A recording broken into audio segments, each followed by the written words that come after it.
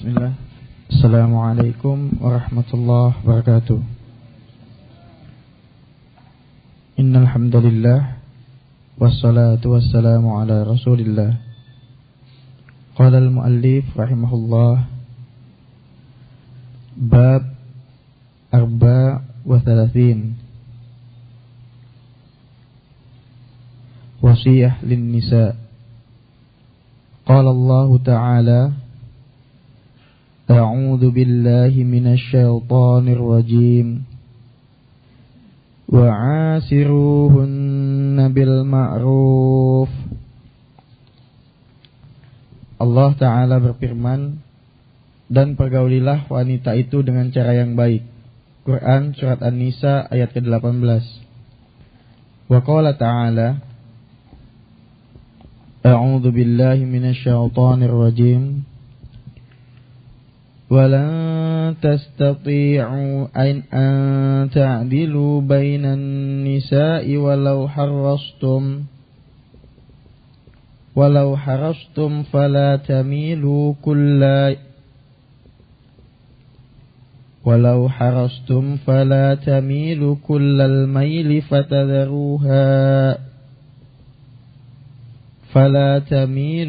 الْمَيْلِ فتذروها كالمؤلقة وإن تصلحوا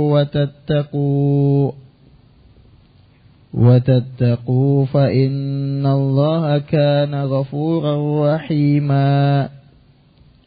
Allah Ta'ala berfirman, dan kamu sekali-kali tidak akan dapat berlaku adil di antara istri-istrimu, walaupun kamu sangat ingin berbuat demikian.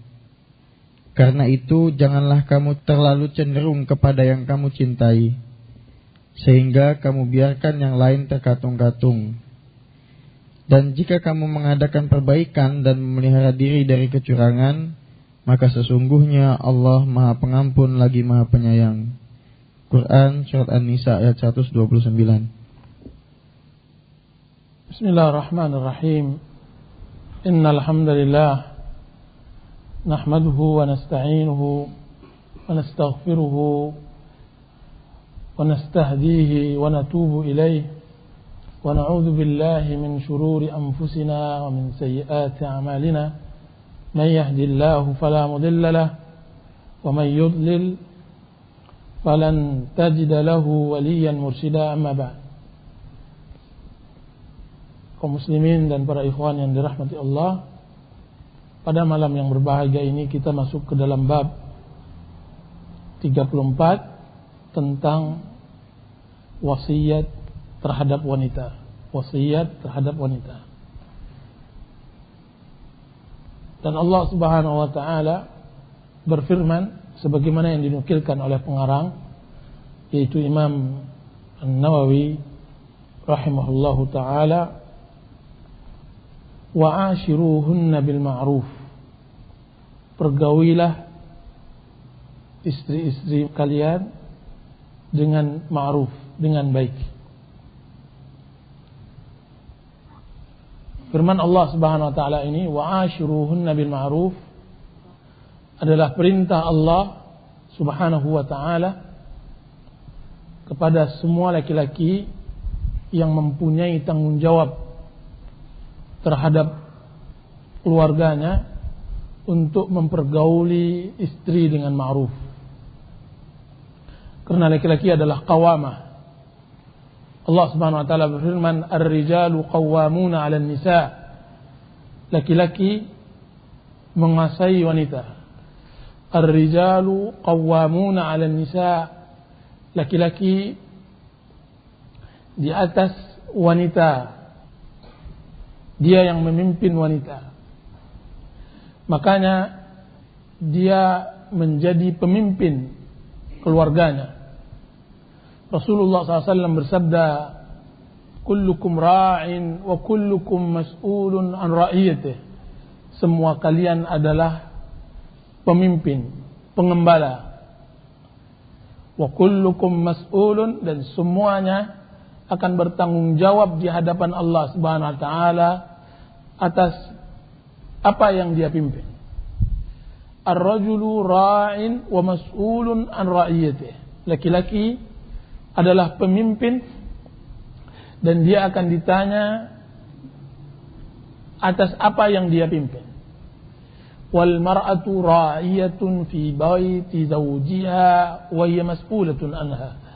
Seorang wanita juga seorang pemimpin di rumah suaminya dan dia akan juga mempertanggungjawabkan kepemimpinannya.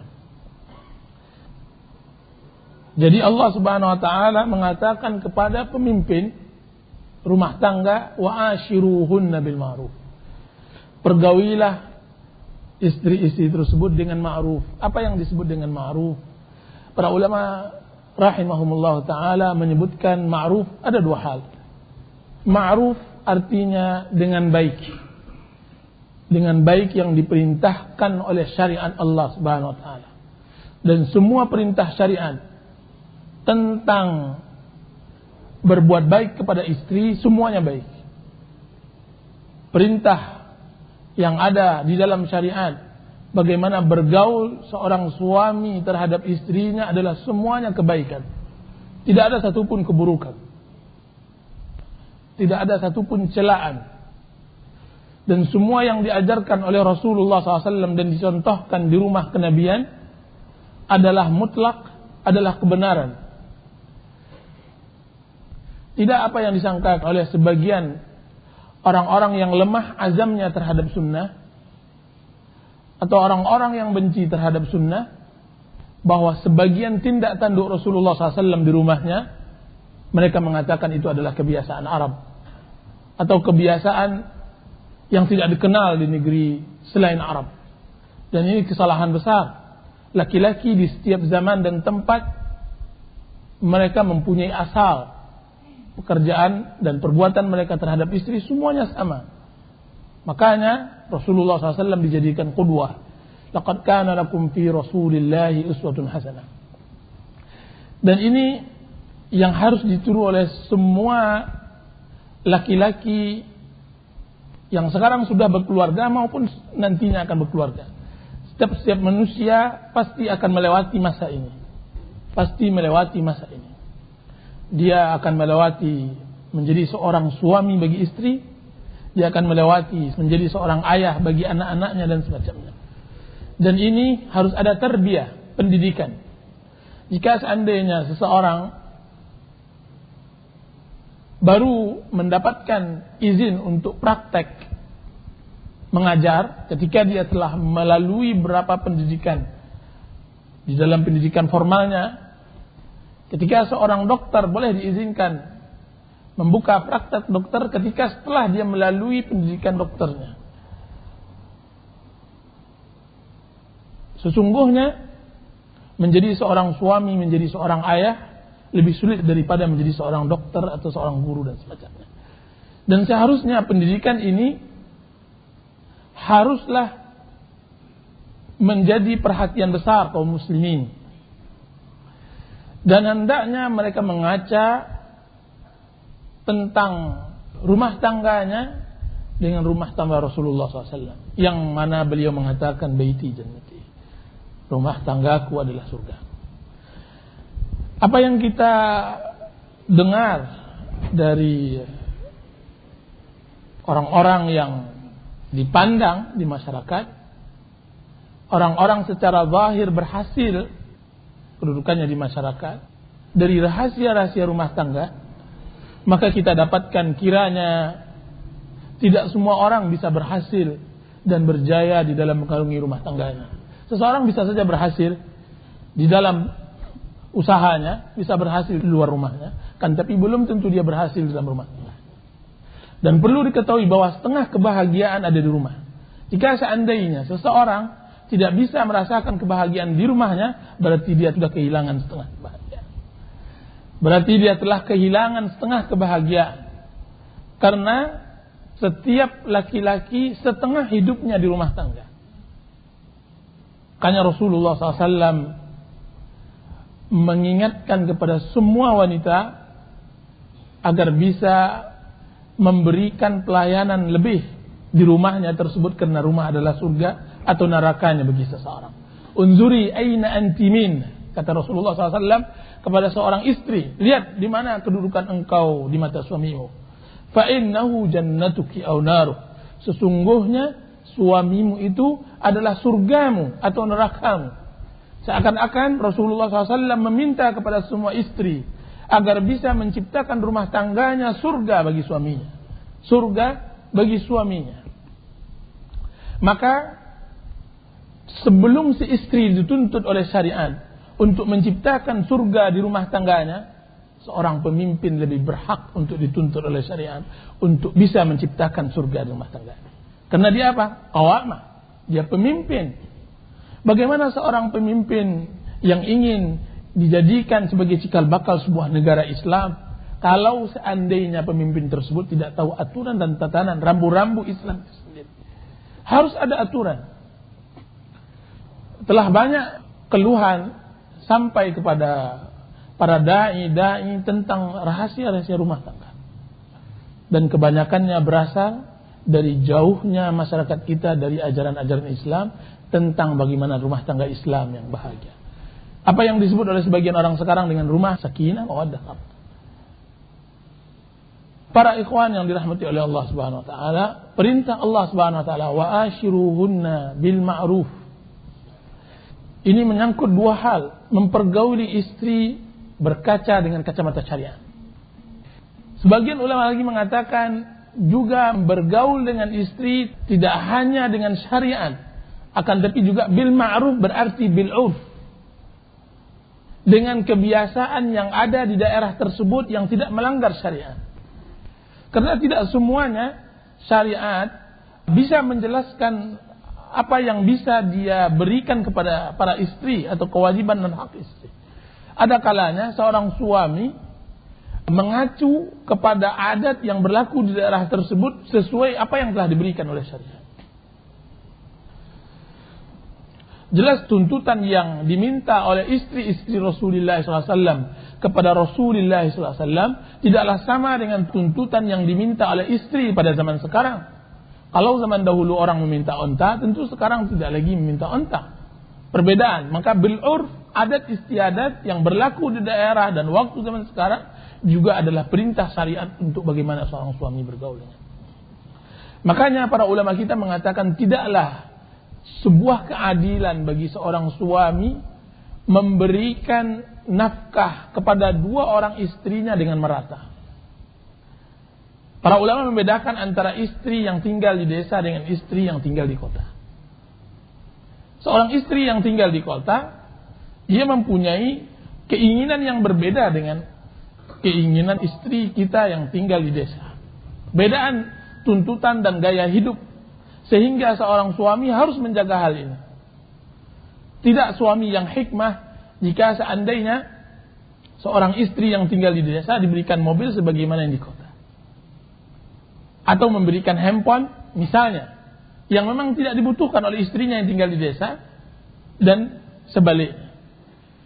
Bagi seorang istri yang di desa mungkin menyimpan harta dengan membeli hewan ternak, kambing dan sapi adalah sebuah kemuliaan bagi. Kan tapi bagi seorang istri yang tinggal di kota belum tentu sebuah kemuliaan, kan tapi mungkin pemberian mobil atau semacamnya juga adalah sebuah kemuliaan baginya. Jadi harus melihat mura'ah, menjaga tabiat kebiasaan di daerah tersebut adalah salah satu sikap yang dituntut oleh syariat untuk setiap suami. Wa ashiruhunna bil ma'ruf. Kemudian Allah Subhanahu wa taala mengatakan, "Walan tastati'u an ta'dilu bainan nisa'i walau harastum."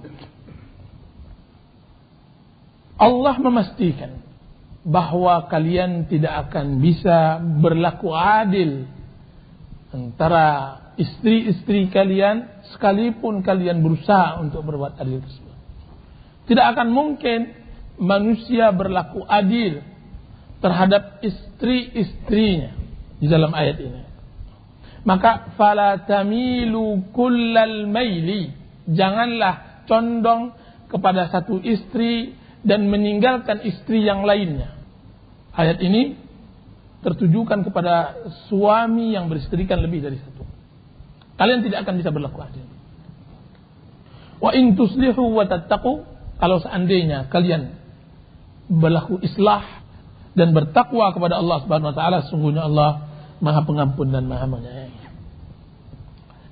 Maksud yang tidak bisa berlaku adil di sini adalah dalam cinta. Akan tetapi kewajiban zahir suami itu tetap harus berlaku adil, wajib. Di dalam hadis disebutkan seorang suami yang condong kepada satu istrinya dan tidak condong kepada istri yang lain, maka datang hari kiamat dalam keadaan miring jalannya, karena dia mencintai istrinya yang satu dan melalaikannya. Permasalahan yang tidak bisa dibagi oleh manusia adalah masalah cinta. Sedangkan perlakuan adilnya di dalam masalah 3 hal yang wajib menjadi kewajibannya sebagai seorang suami kepada istri-istrinya, 3 hal, yaitu pertama adalah mabit, membagi malam, wajib. Tidak boleh suami membagi istrinya yang 2, yang 1 2 hari, yang 1 1 hari. Harus berlaku adil. Dan yang kedua makanan, memberi makannya. Dan yang ketiga memberi kiswah, pakaian, harus berlaku adil. Selain dari itu, tentang masalah hati, maka Allah memastikan tidak akan mungkin. Para ulama mengatakan yaitu al-hubbu wal jima', yang tidak bisa dilakukan masalah adil, yaitu memberi cinta dan memberi nafsu kita kepada seorang istri dengan dibandingkan istri lain. Ini yang tidak bisa. Orang yang sudah mempunyai 2 orang istri atau lebih, dia bisa saja bernafsu dengan istri yang A, kurang nafsu dengan istri yang A. Dan ini biasa. Rasulullah SAW mengatakan dan mengakui hal ini. Apa katanya? Allahumma hadha fima amlik, wa la tu'akhidni fima la amlik wa tamlik. Ya Allah, ini yang aku bisa saya berikan kepada istri-istri saya. Ini yang bisa saya berikan, yaitu apa? Kewajiban zahir. Membagi waktu, membagi hari, memberi kiswah, memberi nafkah. Ini yang saya bisa. Akan tapi jangan berikan saya dosa sesuatu yang aku tidak mampu yang kau miliki, yaitu cinta. Para ikhwan yang dirahmati oleh Allah Subhanahu wa taala, ayat ini juga sebagian orang mengatakan tidak bolehnya melakukan poligami bagi seorang laki-laki. Karena Allah Subhanahu wa taala mensyaratkan berlaku adil bagi orang yang hendak menikah 2 atau 3. Allah Subhanahu wa taala mengatakan fankihu ma taba lakum minan nisa'i masna wa thulatha ruba' fa in khiftum alla ta'dilu fawahidah. Nikahi wanita-wanita tersebut 2 atau 3 atau 4. Kalau seandainya kalian takut berlaku tidak adil, maka cukupkan 1. Kemudian mereka mengatakan ayat yang kita bacakan ini menunjukkan Allah mengharamkan poligami. Karena Allah memastikan manusia tidak bisa berlaku adil. Akan tapi kita katakan pemahaman seperti ini tidak benar. Karena yang dimaksudkan adil di dalam ayat pertama adalah berlaku adil dalam nafkah, dalam pembagian, di dalam malam.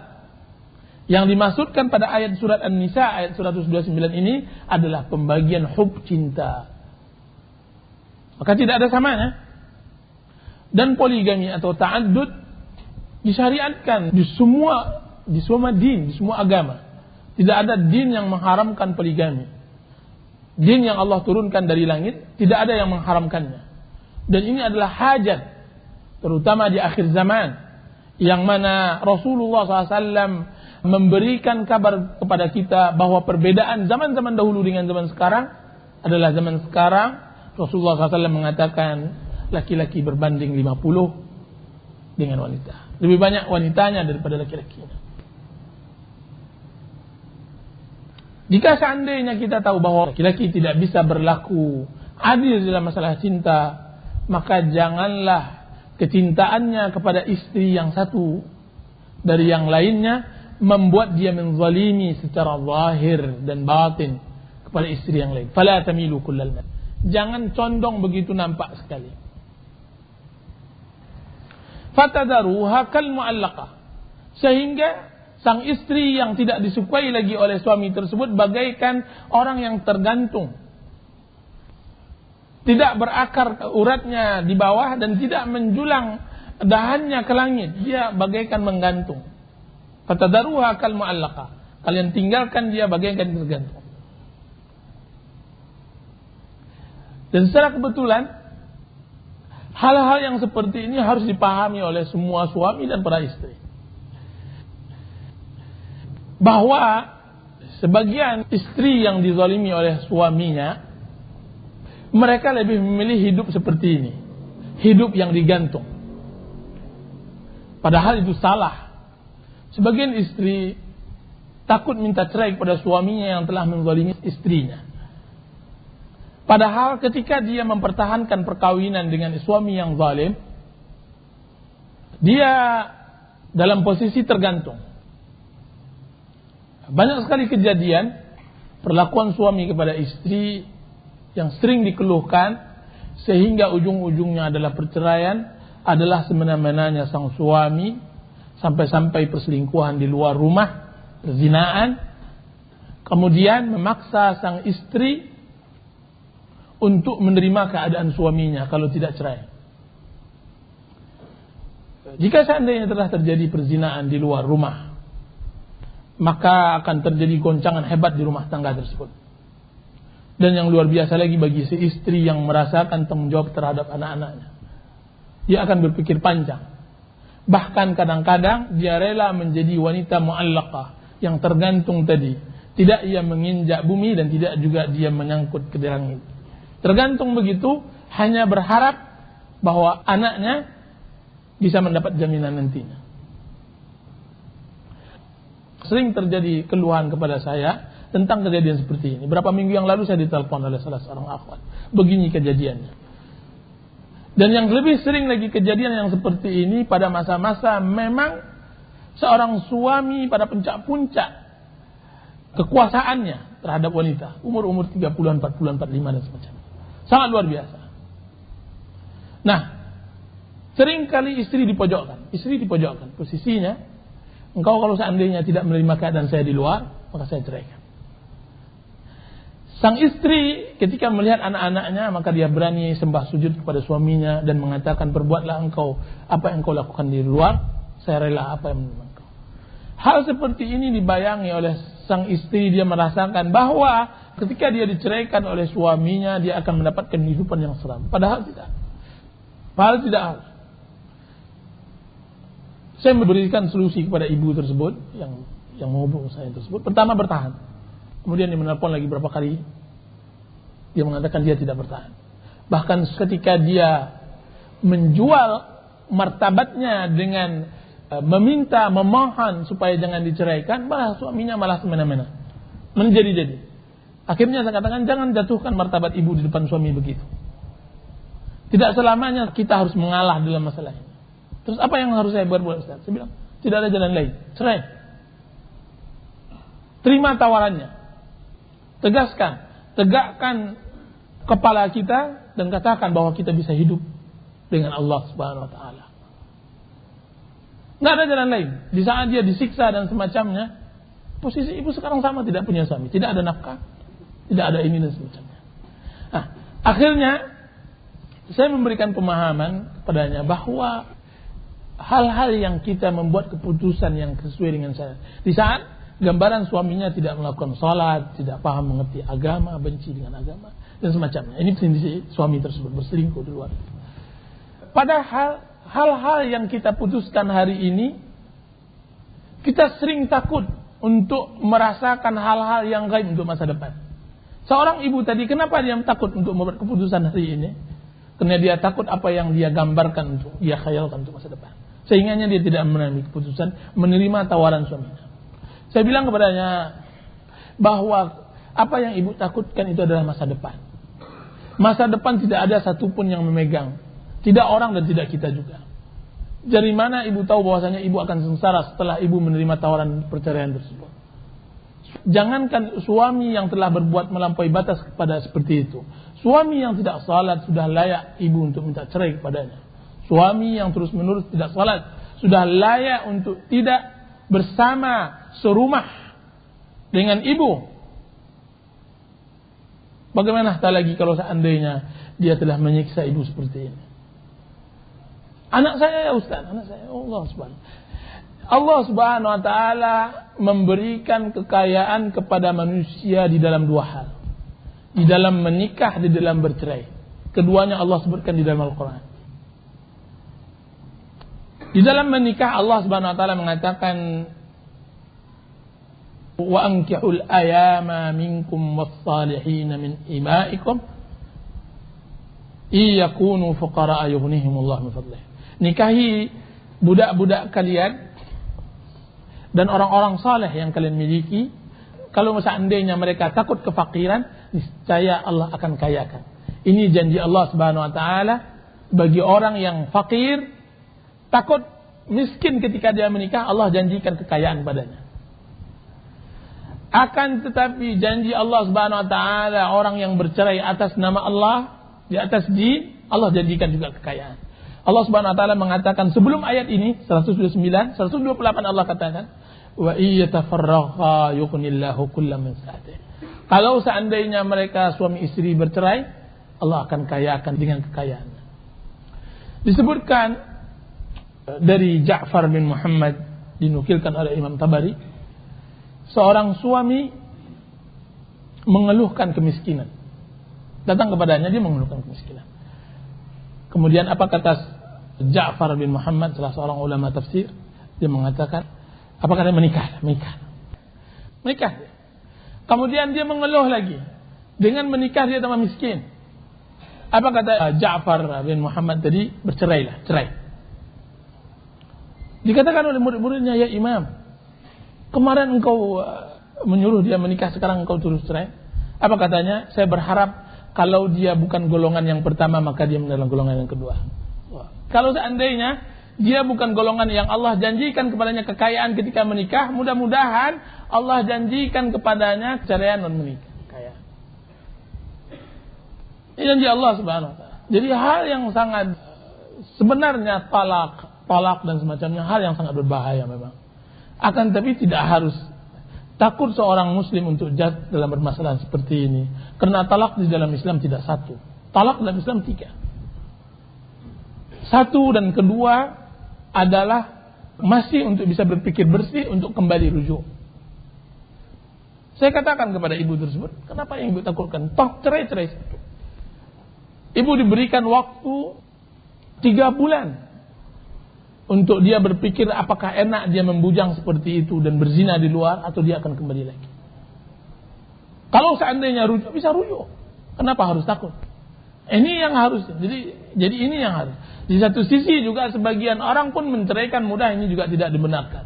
Kan tapi cerai adalah jalan lain, solusi dari rumah tangga yang bermasalah. Wallahu ta'ala. Wa in tuslihu wa tattaqu. Jika seandainya kalian mau merubah diri kalian kepada yang lebih baik dan bertakwa kepada Allah Subhanahu wa taala terhadap istri-istri kalian, sesungguhnya Allah Subhanahu wa taala Maha mengampuni kalian dan menyayangi kalian sehingga menyatukan rumah tangga kalian.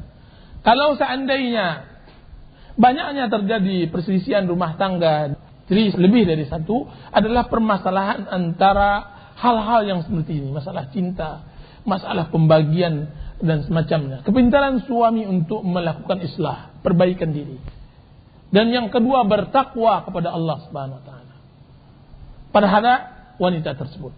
Hadis yang kita bacakan setelah ini menerangkan lebih jelas lagi bagaimana kita diwasiatkan berlaku baik terhadap wanita. Wallahu taala alam. Hadis 278.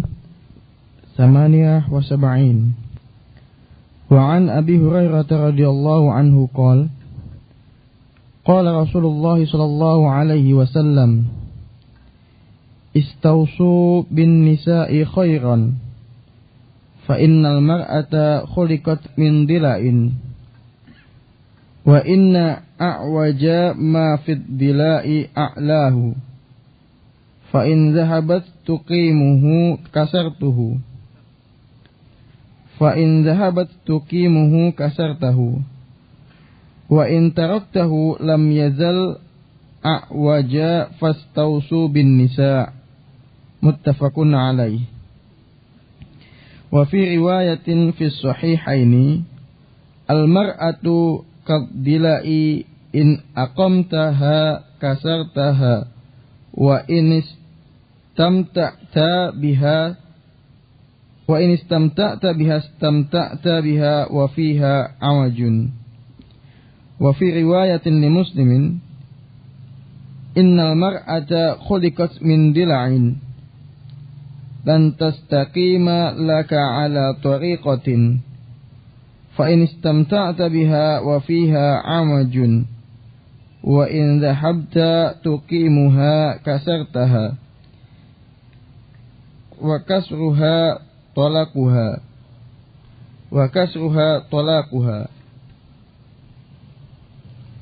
Hadis 278.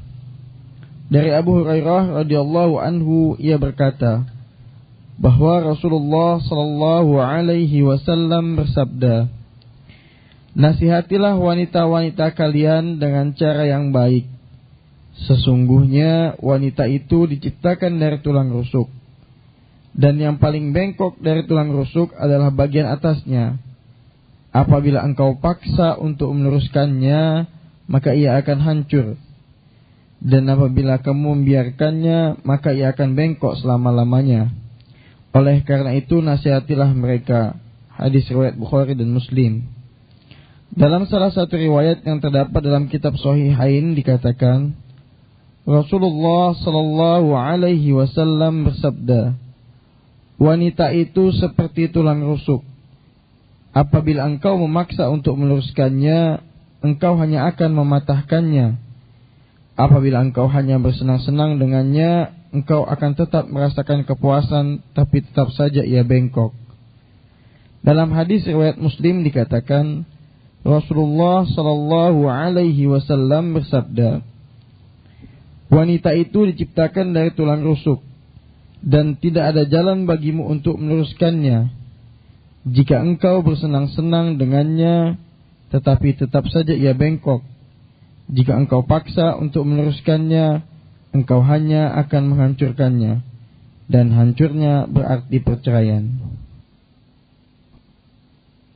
Hadis Abu Hurairah ini arti istausu bin nisa'i khairan. Ya, kalau yang ini istausu bin nisa'i khairan, bahwa maksudnya adalah Rasulullah SAW menyampaikan wasiat kepada suami-suami untuk berbuat baik kepada istrinya. Itu namanya istausu bin nisa'i khaira. Aku wasiatkan kepada kalian, wahai para suami, untuk kalian berbuat baik kepada istri-istri kalian. Dan ini kita tahu, lafaz hadis ini disampaikan oleh Rasulullah SAW di hadapan puluhan ribu sahabatnya di Haji Wada.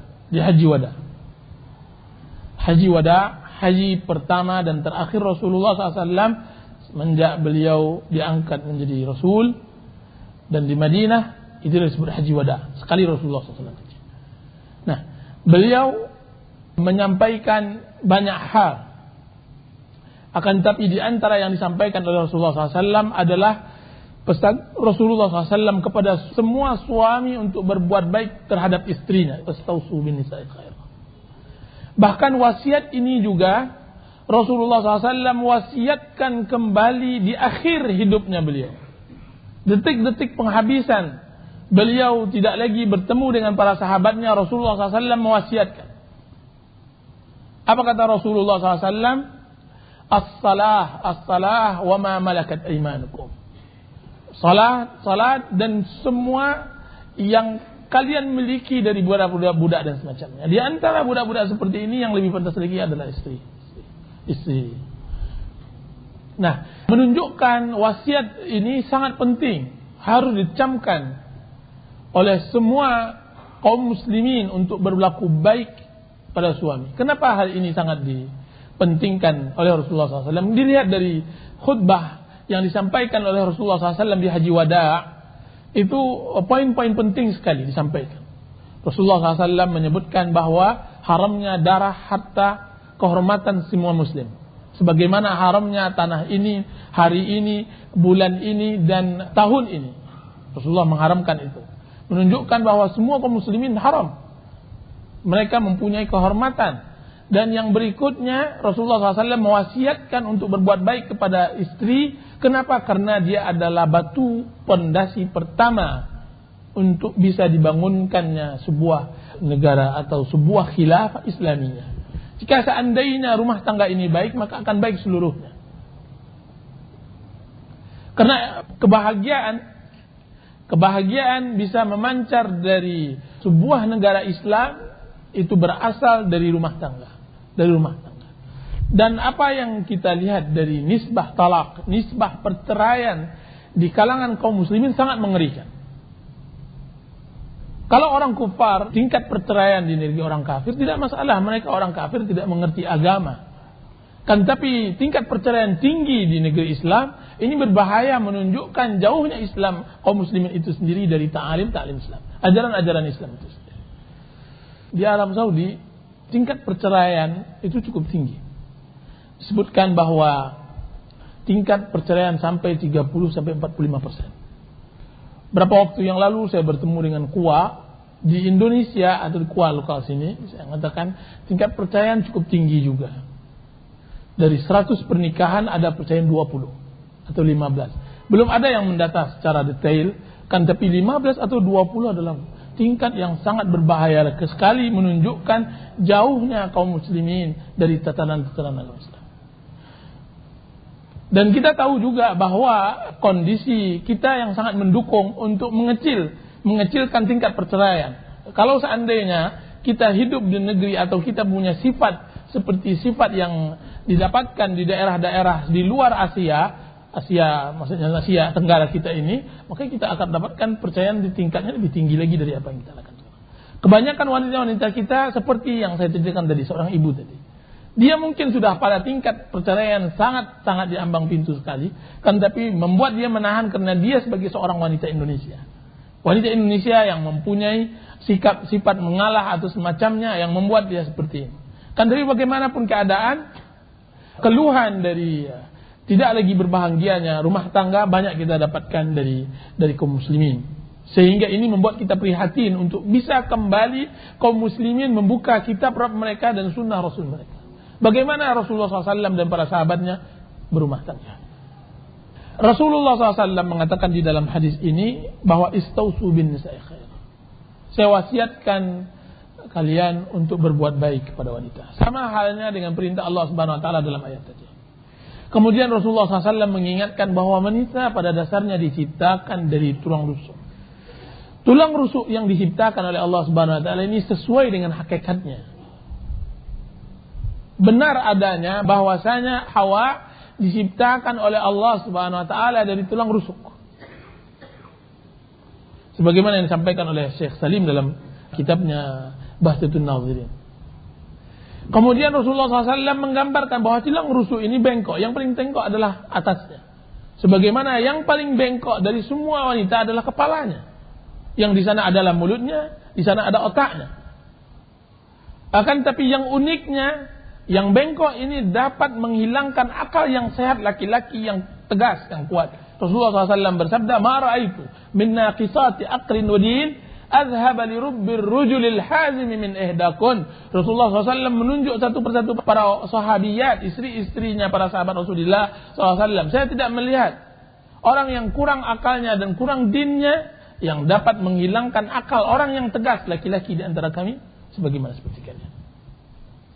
Bengkok kan tapi luar biasa. Dan kiat kita dengan makhluk yang Allah ciptakan dari tulang yang bengkok ini harus punya siasat. Siasat. Kalau seandainya kita tegas-tegas maka dia akan patah. Kalau seandainya kita biarkan, terpaksa kita hidup selamanya di atas kesabaran dengan kebengkokannya. Bengkok dia. Laki-laki harus bersabar dengan seperti ini. Makanya harus ada siasat dalam masalah ini. Sebagian orang mengatakan hadis ini tidak sesuai dengan emansipasi wanita, maka ditolak. Pelecehan. Bagi ibu-ibu yang mendengarkan hadis ini, mereka mengatakan hadis ini tidak sesuai. Dia mengatakan bahwa ini penghinaan terhadap wanita. Tidak. Dia bukan penghinaan. Dia sebuah penghormatan untuk wanita agar dijaga dan dihormati ibu dari semua para pahlawan dan panglima dan para orang-orang besar umat Islam.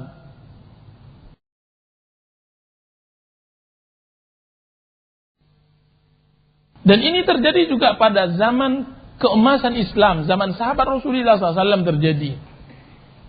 Kisah tentang tuntutan istri-istri Rasulullah SAW agar dinaikkan sedikit nafkah yang diberikan oleh Rasulullah SAW selama ini kepada istri-istrinya.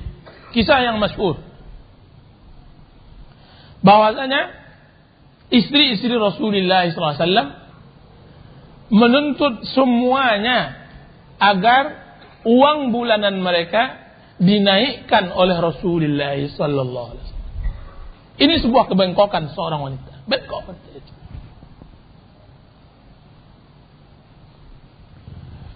Bagaimana tidak mereka difitrahkan untuk cinta terhadap hal-hal yang seperti ini.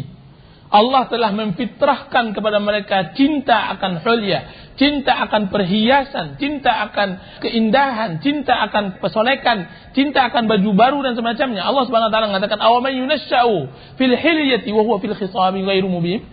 Apakah wanita yang Allah telah ciptakan di atas perhiasan? Allah mengatakan, apakah wanita? Jadi ketika orang-orang jahiliyah mengatakan kami biarlah laki-laki, akan tetapi Allah memiliki anak perempuan. Mereka menisbatkan begitu pada Allah. Maka Allah mengatakan, maukah mereka memberi Allah Subhanahu wa taala anak perempuan kemudian mereka memilih anak laki-laki? Allah ingin membatar balikkan fakta, kenyataan bahwa tidak ada yang mau. Bahwa wanita sudah difitrahkan cinta kepada perhiasan dan semacamnya. Dan ini fitrah. Dan bagi seorang suami harus pandai-pandai untuk mengurut-urut bengkok ini seperti ini. Nah, makanya apa yang terjadi? Apa yang terjadi? Rasulullah SAW sebagai seorang Rasul, qudwah dan uswah bagi semua sahabatnya tidak menerima permintaannya. Rasulullah SAW menyendirikan diri. 29 hari Rasulullah tidak menyentuh satu orang pun istrinya. Datang Abu Bakar masuk ke kediaman Rasulullah SAW yang dia tidak ubahnya adalah kandang kuda Rasulullah. 29 hari Rasulullah di kandang kuda tersebut. Marah kepada istri. Ini salah satu bentuk pengajaran terhadap istri yang bengkok ini. Rasulullah SAW marah. 29 hari rasanya cukup untuk memberi pelajaran. Kan tapi Rasulullah SAW harus diobati hatinya. Allah Subhanahu wa taala lebih dulu mengobati Rasulullah SAW dengan turunnya surah Al-Ahzab. Allah Subhanahu wa taala mengatakan, wahai istri-istri Nabi, kalau seandainya kalian menginginkan kehidupan dunia, maka katakan, hai Muhammad, kemarilah akan kuceraikan kalian dan kalian aku berikan mut'ah, aku berikan mahar sesuai yang kalian minta. Kan tapi kalau seandainya kalian menginginkan akhirat dan Rasulullah SAW, maka terimalah apa yang terjadi pada Rasulullah. Rasulullah tidak memiliki lebih dari harta itu. Kalau dia memiliki lebih, dia akan berikan. Nah, Abu Bakar masuk.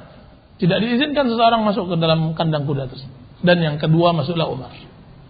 Umar kemudian melihat Rasulullah SAW dan mengatakan, ya Rasulullah, kami tahu ya Rasulullah bahwa wanita-wanita Makkah itu selalu diatur oleh suaminya.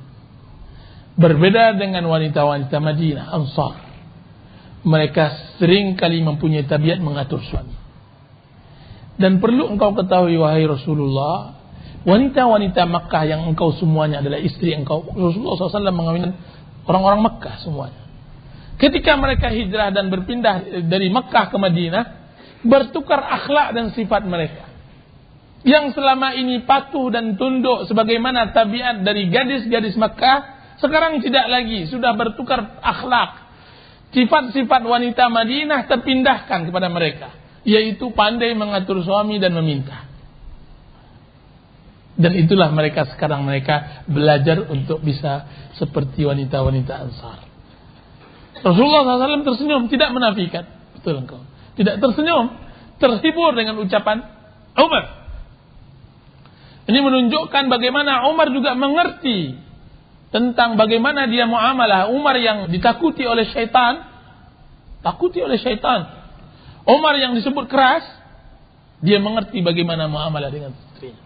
Disebutkan di kisah lain bahwa seorang Arabi mendapat cercaan yang sangat luar biasa dari istrinya.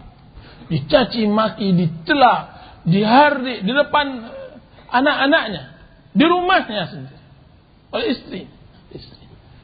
Apa kata laki-laki tersebut, orang Arabi tersebut, demi Allah saya akan kadukan ki Amirul Mukminin. Saya akan kadukan ini. Pergilah dia berangkat menuju rumah Umar bin Khattab radhiyallahu anhu. Kemudian apa yang terjadi di rumahnya juga terjadi di rumah Umar, Khalifah Amirul Mukminin. Terjadi, bahkan lebih luar biasa lagi. Yang dia dengar bahwa tidak ada suara berisik sedikit pun dari Umar. Diam.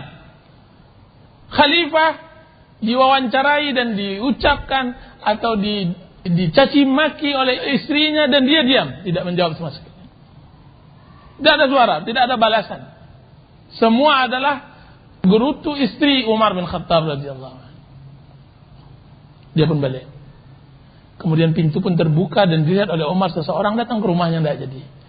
Karena Umar mengatakan, ya akhir Arab, kemarilah. Wahai saudara Arab, kemarilah. Apa yang terjadi pada engkau? Ya Amirul Mukminin, sesungguhnya saya datang ke sini untuk mengeluhkan apa yang terjadi di rumah saya. Akan tetapi ketika saya melihat apa yang terjadi di rumah saya juga terjadi di rumah engkau, saya tidak jadi mengeluh. Apa kata Umar bin Khattab radhiyallahu anhu? Wahai saudara Islam, begitulah wanita. Akan tapi saya berpikir bahwa wanita yang mencela saya tadi, bukankah dia yang memasakkan untuk saya? Bukankah dia yang mencucikan untuk saya? Bukankah dia yang memandikan anak-anak saya dan membesarkannya? Maka saya berharap Allah memberikan ganjaran lebih besar dari kesalahan saya kepadanya. Pulang dia, dan dia pun berangkat. Umar bin Khattab radhiyallahu anhu, hati yang lembut di tempat jiwa yang keras, dialah Umar. Dia yang mengerti dan dia ucapkan kepada Rasulullah SAW. Apa yang kedua disebutkan kepada Rasulullah SAW sebagai bentuk penghiburan kepada Rasulullah, ya Rasulullah, saya yang mengerti. Saya sudah katakan kepada anak saya, Hafsah, istri Rasulullah SAW, Hafsah, anaknya, saya sudah sampaikan kepada Hafsah bahwasanya janganlah engkau saing-saingi lagi ripalmu itu. Janganlah engkau saing-saingi madu engkau itu. Yaitu maksudnya Aisyah. Sesungguhnya kecantikannya tidak akan bisa engkau tandingi dengan kecantikanmu. Maksudnya Aisyah lebih cantik sehingga engkau membuat seperti ini kepada Rasulullah SAW. Tidak. Rasulullah tersenyum. Yang jelas, begini orang Arab mengenal jati diri dan sifat asli wanita. Seharusnya juga seorang suami juga harus mengerti apa kekurangan dan kelebihan istrinya sehingga dia rela dan hidup di bawah tersebut. Dan disebutkan oleh para ulama kita, rumah tangga yang berbahagia bukanlah rumah tangga yang mawaddah, warahmah, sakinah dan semacamnya, bukanlah rumah tangga yang lepas dari problema. Akan tapi rumah tangga yang berbahagia adalah rumah tangga yang bisa menyelesaikan permasalahannya sesuai dengan anjuran syariat. Ini rumah tangga yang berbahagia. Rumah tangga yang berbahagia adalah rumah tangga yang suaminya bisa menyelesaikan rumah tangganya, problema rumah tangganya sesuai dengan tuntunan syariat Allah Subhanahu wa taala. Ini rumah tangga yang berbahagia. Kenapa? Karena rumah tangga Rasulullah SAW, dia adalah rumah tangga yang paling berbahagia di atas dunia ini. Tidak lepas dari permasalahan. Tidak lepas dari permasalahan. Akan tapi mereka bisa keluar dari permasalahan itu dengan apa? Dengan dawil kitab wa sunnah. Melalui kitab Allah dan sunnah Rasulullah sallallahu alaihi wasallam. Satu hari Aisyah bertengkar dengan Rasulullah sallallahu alaihi wasallam, bertengkar. Datang Abu Bakar ketika melihat anaknya memerah mukanya, merah matanya, menghardik Rasulullah, teriak meneriakkan Rasulullah SAW. Hendak dipukulnya anaknya tersebut. Kan tapi Rasulullah melerainya, menghalang-halanginya. Ketika sudah pulang ayahnya Aisyah, mertuanya ini, apa kata Rasulullah SAW? Ya Aisyah, lihatlah bagaimana pembelaanku terhadapmu di depan mertuamu? Kalau seandainya saya biarkan engkau, jadi apa engkau tadi? Berapa hari setelah itu mereka bercengkrama sebagai suami istri yang berbahagia, bertertawa-tawa dan semacamnya. Apa kata Abu Bakar? Ghirah, cemburu dengan kejadian seperti ini. Apa kata Abu Bakar? Ya Rasulullah, tolong ikut sertakan saya di dalam perdamaian kalian sebagaimana saya telah ikut serta di dalam peperangan kalian. Jadi waktu kemarin saya ikut serta dalam peperangan, sekarang dalam damai, gencatan senjata, tolong juga saya juga diikut sertakan. Rumah tangga yang berbahagia. Rasulullah SAW mengerti, dia tidak menyalahkan Aisyah, tidak. Lihat Aisyah radhiyallahu anha ketika dikirim oleh madunya Zainab, kalau tidak salah saya, bubur di hadapan para sahabat Rasulullah SAW. Dan hari adalah hari Aisyah radhiyallahu anha. Ketika dilihatnya bubur itu datang dari pintu madunya, dari pintu rumah madunya Zainab, dari jauh Aisyah berdiri, kemudian ditamparnya bubur tersebut dan jatuh. Rasulullah SAW tidak lebih mengucapkan gharat ummukum, ibu kalian sedang cemburu. Maka diambilnya tempat tersebut, tempat yang pecah itu, kemudian diletakkannya ke tepi, kemudian digantikannya dengan piring Aisyah, kemudian diambil. Setelah saya terima titipan Zainab kepada budaknya. Subhanallah. Begitu yang terjadi pada zaman Rasulullah SAW. Banyak hal yang harus kita berkaca dengan rumah tangga Rasulullah SAW. Kaum muslimin yang dirahmati oleh Allah Subhanahu Wa Taala, sebagian orang-orang yang mempunyai perhatian di dalam problema rumah tangga mengadakan angket apa yang tidak disukai atau apa yang sering terjadi perselisihan di rumah tangga dari sisi wanita. Atau yang tepatnya apa yang tidak disukai oleh para laki-laki pada wanita. Yang paling sering tidak disukai adalah semua kumpulannya ada di dalam cerita Aisyah radhiyallahu anha kepada Rasulullah. Berkumpulnya 11 orang-orang jahiliyah, wanita-wanita jahiliyah yang ada di Sahih Bukhari dan Muslim. Hadis muttafaqun alaih. Hadis Abu Zur'ah. Di antara yang sering dikeluhkan oleh laki-laki tentang wanita adalah cerewet mulutnya. Wanita itu cerewet mulutnya. Sebagian wanita, tidak semuanya, akan tapi yang sering dikeluhkan cerewet. Kemudian banyak tuntutannya. Dan yang ketiga, sering menutup kebaikan dan sering membuka aib ketika marah. Dan itu sesuai dengan apa yang disabdakan oleh Rasulullah SAW. Ya ma'syaran nisa, tasaddaqna, fa inni ra'aitukunna aktsara ahlin nar. Wahai sekalian wanita, bersedekahlah, banyak sedekah. Tutupi aib kalian dengan sedekah. Sesungguhnya saya melihat di neraka yang paling banyak penduduk neraka adalah kalian. Tutup aib kalian dengan sedekah. Ya Rasulullah, apa yang membuat kami masuk neraka paling banyak? Apa kata Rasulullah SAW? Sesungguhnya kalian taksurnal la'na wa yakfurnal ashir. Kalian sering suka cerewet, melaknat suami, dan sering mengingkari kebaikan suami. Ini sering terjadi. Dan ini yang disebut a'waj, kebengkokan istri. Harus baik-baik pandai-pandai mengubahnya. Dan yang juga diapakan oleh kebanyakan para suami, membosankan.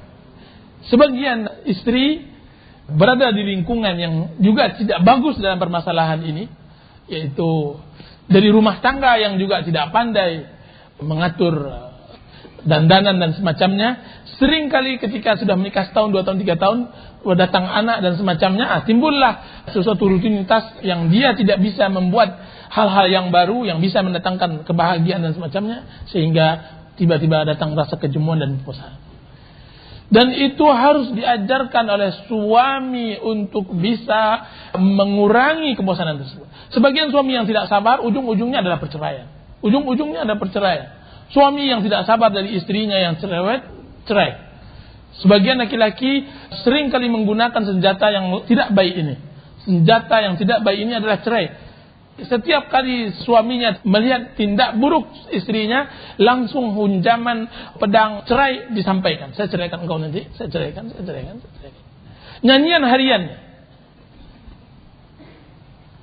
Sang istri ketika mendengar kata-kata cerai bukan ingin merubah, akan tapi malah menjadi-jadi.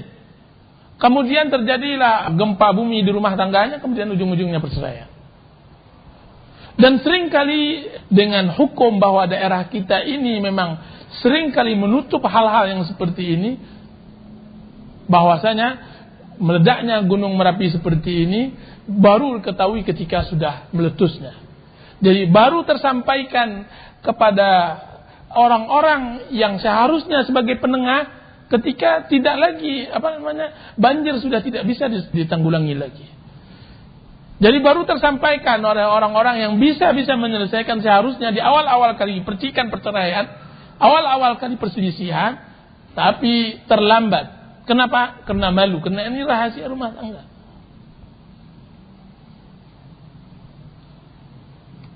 Berapa kali SMS datang kepada saya, telepon datang kepada saya, seorang istri mengeluhkan atau seorang suami mengeluhkan karena masalah ranjang. Masalah ranjang. Ujung-ujungnya perceraian. Permasalahannya apa? Permasalahannya ini semua ujung-ujungnya malu. Barang siapa yang malu bertanya sesat di jalan. Bukan seperti ini malu yang dianjurkan. Saya bertanya kalau seandainya tidak tahu. Hal-hal yang berhubungan dengan hal yang seperti ini, bertanya. Islam tidak melarang. Islam yang tidak melarang hal seperti ini. Jadi para ikhwan yang dirahmati oleh Allah Subhanahu wa taala, mudah-mudahan hadis-hadis yang berikut-berikutnya kita tetap akan menerangkan tentang bagaimana mempergauli wanita dengan baik dan sehingga tercipta rumah tangga yang berbahagia yang disebutkan oleh Rasulullah SAW, baiti jannati, surgaku adalah rumahku. Ya Allah Ta'ala. Mungkin ada pertanyaan. Istri yang mengeluhkan tentang ekonomi dan semacamnya adalah salah satu tabiat kebengkokan wanita. Sebelum istri kita mengeluhkan, istri Rasulullah SAW telah mengeluhkan. Akan tapi jangan tanya kenapa harus ada keluhan ini. Yang harus kita ungkapkan dan kita munculkan pertanyaan bagaimana solusi untuk menyelesaikan keluhan ini. Itu pertama. Jawaban yang paling tepat, solusi yang paling tepat, hendaknya setiap keluarga benar-benar mempunyai pemasukan standar sehingga dia bisa menyelesaikan hal-hal yang primer dalam hidup. Seringkali rumah tangga tidak berbahagia karena masalah seperti ini. Kita tidak sekuat imannya para sahabat Rasulullah dan sahabiah. Kita tidak sekuat imannya istri-istri Rasulullah yang sudah begitu juga dengan Rasulullah. Kita tidak bisa bertahan. Kita lemah iman. Makanya setiap suami minimal di dalam keluarganya harus benar-benar menyukupkan kebutuhan yang sangat-sangat penting yang 3 hal ini. Ada rumah, ada kiswah, ada pakaian, ada makan. Dan itulah kebahagiaan seorang muslim. Rasulullah SAW mengatakan kebahagiaan seorang muslim. Rasulullah SAW katakan man kana aminan fi sirbih. Barang siapa yang aman di sarangnya. Aman di sarangnya berarti dia punya rumah. Kalau dia tidak miliki, sekurang-kurangnya dia ngontrak, yang penting dia punya rumah. Tidak di tepi jalan dan tidak di bawah jembatan dan semacamnya. Man kana aminan fi sirbih. Mu'afan fi badani, sehat badannya, anak-anaknya sehat. Indahu qutu yaumih, dia memiliki makanan untuk hari itu. Faka'annama hizatid dunya bihadzafiriha. Seakan-akan dia telah memiliki dunia dengan segala isinya. Nah, puaskan istri-istri kita dengan kebutuhan primer seperti ini. Kebutuhan yang lainnya, keutamaan-keutamaan yang lainnya, ini adalah masalah-masalah yang lebih mudah diselesaikan. Kalau seandainya kita sebagai seorang suami tidak bisa mencukupkan makan hanya 1 kali dalam sehari, bagaimana tidak mengeluh istri? Apa solusinya? Ikhtiar, bekerja. Berdoa kepada Allah Subhanahu wa taala sekalipun rezeki. Allah Subhanahu wa taala menjanjikan kekayaan bagi orang yang mau menikah. Apalagi menikahnya untuk menjaga kehormatannya. Seseorang yang dia menikah untuk menjaga kehormatannya, ya Allah, saya tahu bahwa saya tidak memiliki pekerjaan. Saya tahu bahwasanya apa yang saya hadapi ini lebih berat daripada sebelumnya. Kan tapi ketahuilah, sungguhnya saya menikah ini untuk mengharapkan ridhamu, syariatmu, untuk terjaga dari maksiat kepadamu. Saya menikah. Maka insyaallah ta'ala tidak berselang itu Allah akan kayakan dia. Maka para pemuda-pemuda jangan takut menikah, nikahlah. Fitnah di zaman sekarang ini sangat luar biasa. Fitnah. Jangankan yang belum menikah, yang sudah menikah aja itu fitnah. Sangat luar biasa. Yang sudah menikah aja nggak cukup satu rasanya. Allah musta'an. Nah, jadi ini yang pertama. Dan yang kedua, sering antarkan istri ke pengajian-pengajian. Zuhudkan dia dengan akhirat. Bagaimana kita bisa menenangkan mulut sang istri kalau seandainya setiap pagi dan sore kita ajak ke hipermat? Apa enggak? Inna lillahi wa inna ilaihi raji'un. Zuhudkan dia, bacakan hadis-hadis raqaik, hadis-hadis yang melembutkan hatinya, ingatkan dia ke surga dan ke neraka. Insyaallah ta'ala dia tidak akan banyak menuntut. Terutama bagi yang benar-benar tidak bisa menutupi hajat istrinya. Itu dinasihatkan oleh ulama kita. Bacakan hadis-hadis tentang hari akhirat. Dan ini mujarrab ya ikhwan, mujarrab. Manusia dengan agama sangat mudah tunduk. Manusia dengan agama sangat mudah tunduk. Bilang sama istri tersebut, wahai istriku, kalau seandainya ada orang yang mengajak engkau berlomba-lomba dengan dunia, maka ajaklah dia berlomba-lomba dengan akhirat. Ini perkataan ulama kita. Dan itu hiburan untuk setiap orang fakir. Tahukah antum setiap orang, kalau seandainya di depan pelupuk matanya perkataan salaf seperti ini, terhibur hatinya. Dia mengatakan, biarlah saya orang kaya, kayalah mereka. Yang penting saya ibadah. Akan tapi sebenarnya hiburan untuk kemiskinannya. Kita di dunia ini seperti ini menghibur hati. Hati ini lemah. Nah, kalau seandainya kita tidak dihibur seperti ini, maka kita akan mati sebelum mati. Betul.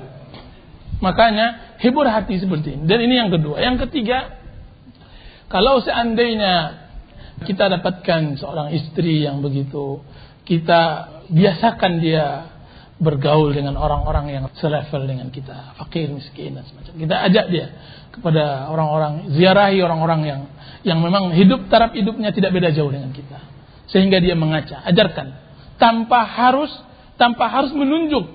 Jangan lihat, wahai ibu fulan, lihat si fulana. Jangan. Karena bagaimanapun suami istri sama saja, dia tidak mau diajarkan begitu. Dia tidak mau dibanding-bandingkan. Akan tapi bawa dia. Ajak kepada wanita janda yang mempunyai anak 6, anak 7. Lihat kehidupannya. Ajak dia kepada istri yang hidup susah dengan anak yang banyak atau semacamnya, kehidupan yang susah. Kemudian diajarkan istri. Mudah-mudahan dia bisa menjadi iktibar pelajaran. Dan itu salah satu kiat kita untuk seperti itu. Mudah-mudahan akan mendapatkan kebahagiaan. Ya Allah Ta'ala.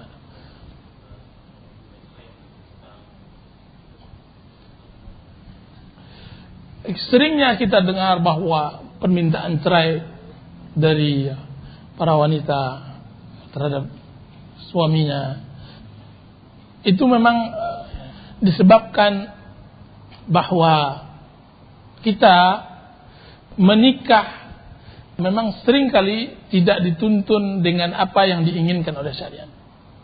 Kebanyakan pemuda-pemuda kita kaum muslimin sekarang ini menikah ampas. Menikah yaitu dia sudah tinggal ampasnya. Manisnya sudah dia lewati pada masa pacaran yang umurnya sudah sampai 10-15 tahun. 15 tahun. Apa nikmatnya sebuah makanan yang sudah sering dicium-cium. Ya kan? Ketika masa makan tidak selera lagi. Saya mendapatkan banyak tukang koki, tukang masak, itu tidak berselera dengan apa yang mereka masak karena sering dia cium. Dengan sering dia mencium, dia tidak suka.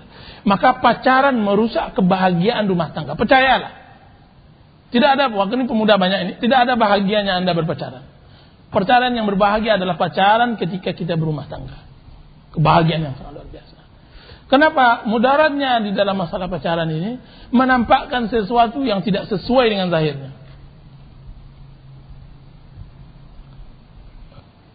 Coba lihat bagaimana sikap seorang yang ketika dia masa pacaran, ini bagi orang awam ini jelasnya, dan ketika dia menikah. Ketika masa pacaran, ketika istrinya tersenggol sedikit, terjatuh sedikit atau tersenggol, aduh kasihan sakit. Ketika dia udah menikah berapa hari, mulai ucapannya berubah. Enggak mata kamu, kata dia. Mata kamu mana? Ini menunjukkan bahwa manusia, Masya Allah, tidak ada lagi kebahagiaan. Rutinitas yang seperti ini harus dirubah. Jadi kita katakan kadang-kadang ta'alim, ajaran-ajaran yang tidak dituntun lagi dengan Islam, itu yang kadang-kadang banyaknya penuntutan perceraian. Yang kedua, tren. Dahulu tidak dahulu sekali, bahwasanya perceraian adalah aib besar di masyarakat kita. Dan alhamdulillah masih ada dibandingkan negara-negara lain, perceraian masih hal yang aib. Akan tapi zaman sekarang dengan adanya panduan kebanyakan anak-anak negeri ini atau bangsa ini kepada orang-orang yang memang jauh dari ajaran Islam, menjadi perceraian adalah hal yang mudah. Hal-hal yang mereka dapatkan dari TV, media massa dan semacamnya, hal yang cukup mendukung untuk mudahnya untuk meminta perceraian. Dia sangka dia bisa seperti artis, hari ini cerai besok kawin. Padahal tidak seperti itu, bukan mudah untuk seorang istri biasa untuk menikah. Apalagi pada zaman sekarang seperti ini. Untuk dijadikan istri simpanan atau maksudnya untuk pelacuran dan semacamnya, ya mudah. Tapi untuk menjadi istri bukan hal yang mudah. Makanya hendaknya dinasihatkan para istri untuk benar-benar tidak mudah menyampaikan permintaan perceraian. Sebaliknya juga, jangan mudah bagi suami untuk mengatakan kata-kata perceraian. Rasulullah SAW mengatakan, salasun jidduhun najid wa hazluhun najid. 3 perkara yang sungguh-sungguhnya adalah sungguh-sungguh dan berguraunya adalah sungguh-sungguh dalam syariat. Dia adalah an-nikah wal itaq wat talaq. Nikah dan pemerdekakan budak, dan yang ketiga adalah perceraian. Wallahu taala alam.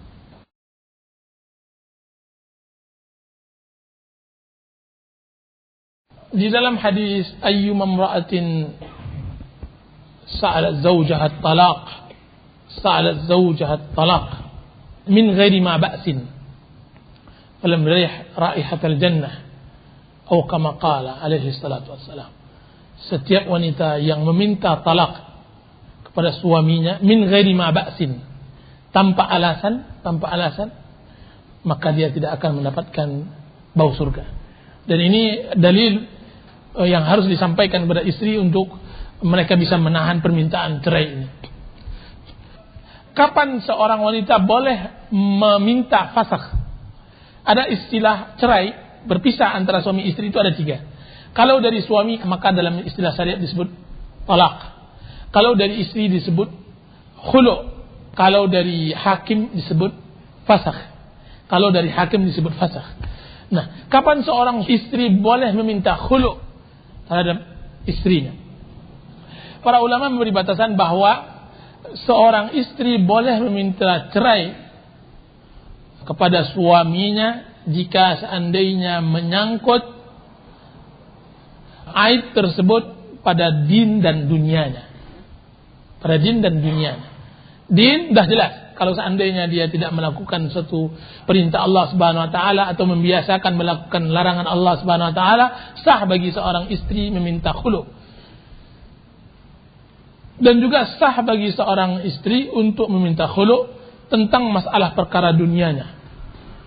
Karena kefakirannya, karena kejelekannya, karena apa saja yang menyangkut dunianya. Yang diharamkan di dalam hadis tersebut adalah minta cerai tanpa alasan. Apa, wahai wanita, engkau minta cerai pada saya? Tidak ada. Kau baik, kan tapi saya minta cerai. Nah, ini haram. Dalilnya adalah istri Thabit bin Qais As-Sammas, khatib Rasulullah SAW, yang mana istrinya baru tahu jelek suaminya ketika bergandeng dengan sahabat-sahabat lainnya. Waktu menikah dia nggak tahu, disangkanya standar aja lah suaminya, standar. Kan tetapi ketika saya menyingkap khibah, menyingkap kemah, dan saya lihat suami saya berjalan di tengah-tengah sahabat, saya tidak melihat orang yang paling hitam, yang paling pendek, yang paling jelek dari suami saya. Allahu Akbar. Datang dia kepada Rasulullah SAW. Ya Rasulullah, sungguhnya la aibu Zaidan Thabitan fi khuluqin wala din, walakin akrahul kufra ba'da Islam. Ya Rasulullah, saya tidak mencela suami saya Thabit. Saya tidak mencela suami saya Thabit tentang akhlak dan dinnya. Saya tidak mencelanya, dia baik, Masya Allah. Suami yang baik kepada istrinya, akhlaknya Masya Allah, dinnya Masya Allah. Di sini dalil juga bahwa perlu juga diketahui oleh para mertua, para orang-orang yang memiliki anak, bahwasanya akhlak dengan din beda. Makanya syariat di dalam pernikahan sering Rasulullah SAW bedakan. Saya tidak mencela Sabit tentang akhlak dan dinnya. Bahwa kadang-kadang ada orang yang berdin tapi dia tidak berakhlak. Sebagaimana ada orang yang berakhlak tapi dia tidak punya din. Dan istri Sabit tidak mencelanya di dalam dua hal ini. Walakin aqra'ul kufra ba'da Islam. Kan tapi yang saya takutkan ya Rasulullah, saya berbuat kufur setelah saya masuk Islam. Maksudnya apa? Saya takut karena keburukan wajah suami saya menjadi keras kepala, kemudian saya melawannya, kemudian saya jatuh ke kufur nikmat. Ini yang saya takutkan. Apa kata Rasulullah SAW menjawabkan solusinya? Aturdina alaiha, kata. Jawaban yang tegas sebenarnya, apakah engkau mau mengembalikan maharnya? Ya Rasulullah, saya kembalikan maharnya dan plus, saya tambahkan lagi. Keinginan yang sudah memuncak, saya tambahkan lagi ya Rasulullah. Dia waktu itu Sabit memberikan maharnya 1 kebun penuh. Ya Rasulullah, saya tambahkan dengan. Akhirnya Rasulullah memisahkan, menunjukkan bahwa bolehnya seorang wanita minta cerai karena masalah dunia suaminya. Ya. Wallahu ta'ala alam. Ya.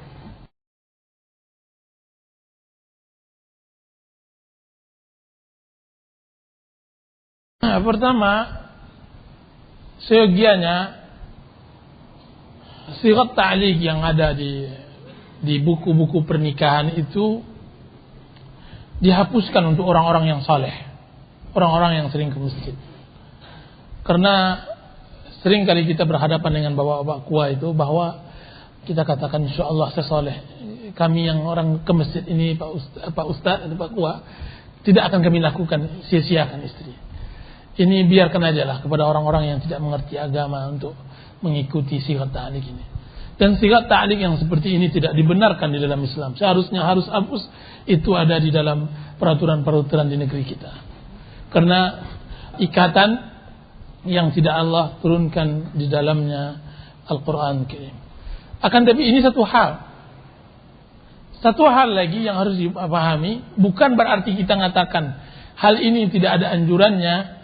Bukan berarti pula suami yang sudah terikat kontrak dengan itu dia lepas, tidak. Rasulullah SAW mengatakan al-muslimuna ala syurutin, muslim dengan syaratnya. Ketika dia telah mengikat kontrak dan menyetujui syarat tersebut, maka dia tidak bisa lepas dari tersebut. Maka berbahagialah laki-laki yang memang tidak menekan kontrak seperti itu sehingga dia agak bebas. Karena memang 4 syarat yang diberikan itu kadang-kadang dalam kondisi tertentu, misalnya suaminya kena berapa hal di penjara di negeri orang, tidak bisa dia menyampaikan kabar kepada istrinya, tidak bisa menyampaikan. Dalam waktu berapa bulan itu? 4 bulan istrinya sah untuk nikah, mencerai. Iya, di dalam Islam ada aturannya bagi suami yang hilang. Ada aturannya dalam Islam bahwa Kuah atau pengadilan agama memberikan batas tertentu bagi istri yang menyatakan suaminya hilang, tidak tahu hutan belantaranya. Sebagian ulama memberikan 2 tahun, Allah Ta'ala 2 tahun. Tapi dalam sigat ta'liq ini terikat di 4 bulan. Sah sudah sang istri datang ke kuah dengan bayar terang.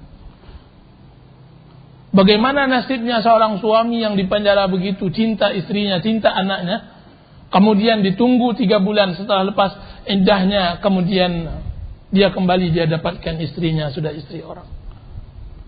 Siapa yang membuat penyakit itu? Adalah sigat ta'liq ini. Malang nasibnya.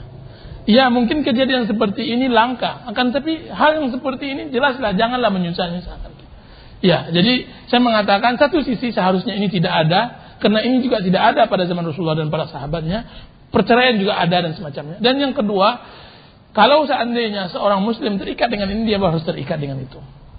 Sah syaratnya.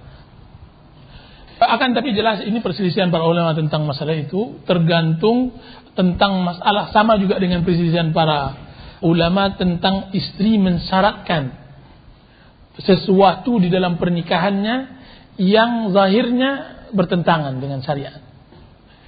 Seperti perselisihan mereka, seorang istri mensyaratkan suaminya untuk tidak menikah lagi. Sah atau tidak? Sebagian ulama mengatakan sah, sebagian mengatakan tidak sah. Kan tapi jelas karena ini bertentangan dengan syariat, saya lebih condong untuk mengatakan tidak sah. Akan tapi masalah yang 4 ini tidak ada yang melanggar syariat, tidak ada yang melanggar syariat itu. Akan tetapi ketika dia terikat, maka dia terikat, dan talaknya kalau seandainya diajukan istrinya dengan membayar uang tertentu, maka dia sah. Ini pertama. Dan yang kedua, kisah Zaid bin Harithah dengan Zainab binti Jahsh radhiyallahu anhuma adalah pernikahan yang asing terjadi di kalangan Arab, dan itu keinginan Rasulullah SAW. Itu yang ada di dalam hati Rasulullah untuk membuktikan bahwa pernikahan ini benar dan tidak ada melanggar syariat. Ini yang disebut penegakan hukum untuk melawan arus. Melawan arus dahulu. Jadi kadang-kadang untuk merubah sebuah hukum itu harus seorang pemimpin untuk melawan arus. Ada kadang-kadangnya kita bertindak untuk melawan arus. Sesuatu yang tidak dibiasakan harus dinampakkan ini biasa sendiri. Dan jelas hal ini juga sesuai dengan sebagian perkataan ulama bahwa rakyat mengikuti agama rajanya. Jin rajanya. Ketika Rasulullah SAW mempraktikkan hal ini untuk hapus secepatnya. Karena tidak biasanya di kalangan Arab anak angkat yang mana Rasulullah SAW pernah mengangkat Zaid bin Harithah sebagai anak angkatnya, menikah, nantinya istrinya dinikahi oleh Rasulullah SAW. Nantinya ini yang tidak. Dan juga tidak biasa juga di kalangan Arab bekas budak menikahi wanita bangsawan. Dan Zainab binti Jahsh adalah seorang wanita bangsawan Quraisy yang kedudukannya sangat luar biasa di mata Quraisy, dan Zaid bin Harith adalah budak.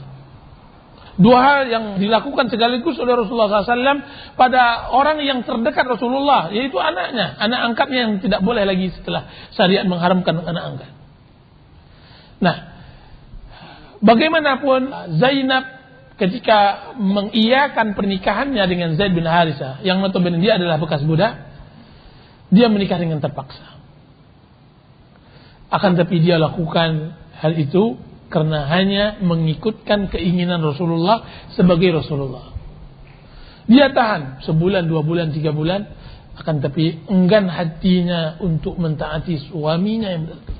Tidak bisa dia lagi lakukan. Ketaatan dia kepada Zaid bin Harithah sebagai suaminya benar-benar sudah jebol dan tidak kuat lagi. Sampai-sampai dia tidak mau lagi membukakan pintunya untuk suaminya tersebut, Zaid bin Harithah. Ketika datang suaminya, cepat-cepat dia tutup pintunya, kemudian dia banting, tap. Kemudian kata Zaid bin Harithah, "Wahai Zainab, bukakan pintunya." "Tidak, saya tidak akan mau buka pintunya." Dan ini sudah berulang kali. Akhirnya Zaid bin Harithah datang kepada Rasulullah, "Ya Rasulullah, saya tidak tahan lagi. Zainab memperlakukan seperti itu. Maka saya ingin bercerai ya Rasulullah." Akhirnya diperbolehkan oleh Rasulullah SAW menceraikan. Dan Zainab dinikahi oleh Rasulullah SAW. Nah, perlakuan seperti ini salah satu hal yang diperbolehkan oleh syariat. Kenapa pula tidak? Karena Rasulullah memperbolehkan. Hadis ini nas menunjukkan seorang istri yang tidak lagi cinta kepada suaminya dan dia takut, tapi bukan hanya alasan cinta. Saya tidak cinta. Umar marah ketika suami istri datang kepada Umar pada zaman khilafah. "Kenapa engkau? Ya Amirul Mukminin, saya ingin bercerai." Ketika datang suami istri, "Bercerai dengan istri engkau?" "Ya, benar ya." "Kenapa engkau bercerai?" "Saya tidak cinta lagi dengan istri saya ya Amirul." Apa kata Umar? "Pulanglah engkau. Apakah engkau sangka bahwa setiap rumah tangga harus dibangun di atas sebuah kecintaan? Pulanglah. Banyak itu rumah-rumah yang dibangun dan tidak di atas kecintaan, mereka bahagia. Pulang. Jadi menunjukkan alasan tidak cinta tidak boleh menjadi alasan untuk minta perceraian. Akan tapi alasan akibat dari tidak cinta adalah perbuatan kufur kepada suami. Perbuatan kufur pada suami, ini yang diperbolehkan. Ini yang diperbolehkan sebagaimana alasan istri Sabit bin Qais tadi. Dia mengatakan bukan karena jelek suaminya. Dia katakan saya takut kekufuran setelah iman. Jadi dampak dari tidak cinta lagi itu tadi. Ya, wallahu ta'ala. Batasan tentang celaan seorang istri sehingga dia cela, sebenarnya tidak ada batasannya, tidak ada batasannya. Seorang istri yang, jangankan istri, seorang suami yang sudah marah dia lupa. Namanya orang sedang marah itu dia tertutup akalnya.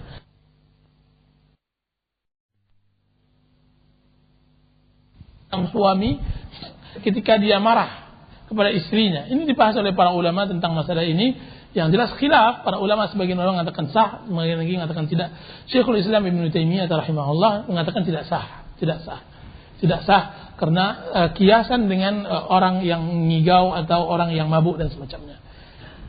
Jadi tidak ada. Lihat bagaimana Ali bin Abi Thalib radhiyallahu anhu bertengkar dengan Fatimah binti Muhammad. Ali yang tidak tahan lagi mendengar ucapan Fatimah, Ali yang tidak tahan, dia keluar dari rumah. Karena marahnya kepada Fatimah tidak cukup hanya keluar. Dia paksakan dirinya tidur di pasir, di masjid Nabawi Rasulullah SAW, masjidnya pasir, tidak lantai seperti ini. Dia tidurkan. Bukan hendaknya dia tidur di pasir seperti itu, akan tapi menahan marahnya kepada Fatimah. Datang mertuanya Rasulullah SAW. Datang, lihatnya menantunya tidur seperti ini, masya Allah. Ini kejadian yang sangat luar biasa. Marahnya dia lempiaskan keluar. Kalau seandainya dia lempiaskannya ke Fatimah, Ali bin Abi Thalib yang membunuh sekali peperangan 100 orang, innalillahi wa inna ilaihi raji'un. Jadi cabai itu Fatimah. Hancur. Kan tapi dia limpas. Itu laki-laki yang menahan. Makanya Rasulullah SAW mengatakan bukanlah yang kuat itu yang bisa mengalahkan orang, tetapi yang kuat adalah orang yang bisa mengendalikan kemarahannya. Saya ingat juga ketika para sahabat Rasulullah SAW tidak bisa membantu Utsman bin Affan ketika dia dibunuh oleh orang-orang Khawarij, orang-orang yang berdemo pada masa khilafahnya. Para sahabat yang perwira, kesatria itu bawa pedangnya, kemudian dia lampiaskan ke batu. Nggak kuat, dia nggak kuat. Ya. Amirul Mukminin Utsman bin Affan melarangnya untuk membelanya. Dia kesatria, orang yang terbiasa untuk sekali tebasan puluhan atau 3-4 orang jatuh. Sekarang tidak boleh, gatal-gatal tangannya dan semacamnya. Apa yang harus dilampiaskan? Diambil pedangnya, dipukulkannya ke batu untuk menyelesaikan yang ada di dalam dadanya. Ini laki-laki. Nah, dengan wanita permasalahan nggak beda. Jelas permasalahannya berat, sehingga orang kesatria semacam Ali bin Abi Thalib harus tidur seperti itu. Bukan dia kalah, kan, tapi dia menahan hawa nafsunya yang sudah luar biasa. Rasulullah SAW juga mengajarkan cara marah begitu kan. Pertama, kalau seandainya nggak mempan, duduk. Kalau nggak mempan duduk, berbaring. Ini dia berbaring di posisinya. Kalau nggak bisa berbaring, berwudu. Kalau nggak bisa berwudu, salat. Tidak bisa, begitu seterusnya. Rasulullah SAW mengajarkan bagaimana marah. Memang luar biasa. Kalau seandainya suami sedang marah, maka banyak sekali pemukulan sampai istri dipukul, anak orang dipukul begitu. Kejadian yang karena tidak bisa mengendalikan kemarahan. Rasulullah SAW sebagai seorang penengah mertua yang notabene yang memarahi Ali bin Abi Thalib adalah anaknya, adalah orang yang sangat pintar. Dia tahu. Ini pasti masalah rumah tangga. Apa kata Rasulullah SAW? Qum ya Aba Turab. Dipeluknya menantunya tersebut, diangkatnya, dibersihkan debunya, kemudian dia beri gelar yang tidak diberikan kepada yang lainnya. Dia katakan, Qum ya Aba Turab. Bangkitlah wahai bapak tanah, bapak debu. Akhirnya Ali bin Abi Thalib mengatakan, saya tidak ada yang paling saya sukai panggilan kecuali panggilan Abu Turab. Dari kisah apa? Dari kisah kenang-kenangan yang dia ingat Rasulullah SAW memberi gelaran. Kenapa kejadian tersebut? Kejadian pertengkarannya dengan Fatimah. Rasulullah SAW memberikan gelar yang sahabatnya suka dengan gelar tersebut dari permasalahan rumah tangga. Kalaulah dia tidak bertengkar dengan Fatimah, Rasulullah tidak akan beri gelar dia Abu Turab. Langsung marahnya hilang, langsung padam sebagaimana padamnya api dengan air. Masya Allah, Rasulullah SAW. Nah, kita katakan kemarahan itu memang tidak ada standar. Kalau sudah marah, sudahlah. Makanya Rasulullah SAW, kalau seandainya orang yang marah tersebut bisa mengaca bagaimana tampangnya ketika marah, niscaya dia tidak akan marah.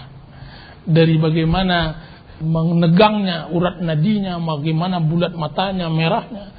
Bahkan dia melihat musuhnya di depan kaca tersebut, yaitu syaitan. Ya tentu ya. Wah, ini jadi tidak ada standar. Semua posisi marah, Islam seringkali tidak menjadikan hukum ketika itu. Persamaan gender yang disebut musawah antara laki, persamaan antara laki-laki dan perempuan dengan ayat yang bima faddalallahu ba'dahum 'ala ba'd, itu tidak benar. Allah mengatakan ar-rijalu qawwamuna 'alan nisa, laki-laki lebih tinggi pangkatnya daripada perempuan. Dan Allah mengatakan dengan apa-apa yang Allah berikan keutamaan dari satu kepada yang lainnya, menunjukkan bahwa laki-laki dan perempuan mempunyai keutamaan masing-masing. Sebagaimana sopir dengan stokar itu mempunyai keutamaan masing-masing, bukan berarti Allah maksudkan sederajat. Kalaulah tidak ada stokar, siapa lagi yang mau menghitung uang yang penumpang? Kalau tak ada sopir, siapa lagi? Mempunyai keutamaan masing-masing. Akan tapi bukan berarti stokar lebih tinggi pangkatnya daripada sopir. Ini semua hal yang lumrah yang sudah dihadapi oleh semua manusia. Kenapa manusia bisa menerima adanya atasan, adanya bawahan di sebuah instansi? Kenapa mereka tidak mau menerima manusia itu ada laki-laki dan perempuan? Kalau seandainya mereka mau, maka terpaksa mereka harus menerima semua orang harus jadi sopir, atau semua orang jadi nakhadah dan semacam. Ini tidak akan mungkin ada di atas dunia ini. Semuanya harus rela dan redha dengan yang Allah telah tentukan kedudukannya. Wanita harus redha dengan apa Allah telah ciptakan dan Allah muliakan dia. Dan laki-laki harus redha dari apa yang Allah telah tentukan dari tanggung jawab, dan dia harus rela dengan itu. Ya, jadi hal ini jelas sangat bertentangan dan kita tidak sesuai dengan sepenuh mulut kita. Wah, kita perangi pemahaman-pemahaman seperti itu. Itu tidak lain dan tidak bukan adalah mengekor, adalah pengekoran terhadap orang kufar untuk menghancurkan Islam, dan tidak perlu kita tanggapi. Wallahu taala alam. Orang yang menikahi dua saudara nikahnya haram. Kalau seandainya dia menikah tersebut sebelum tahu hukumnya, maka wajib dia ceraikan setelah dia tahu. Tapi orang yang menikah dan dia tahu hukumnya itu asalnya haram, kemudian dia menikah, bahwa Islam mengharamkan, kemudian dia menikah juga, maka pernikahan itu dianggap zina, dianggap perzinaan. Tidak sah penisbatan dan tidak ada sah warisan dan begitu seterusnya. Sama halnya dengan pernikahan lebih dari 4.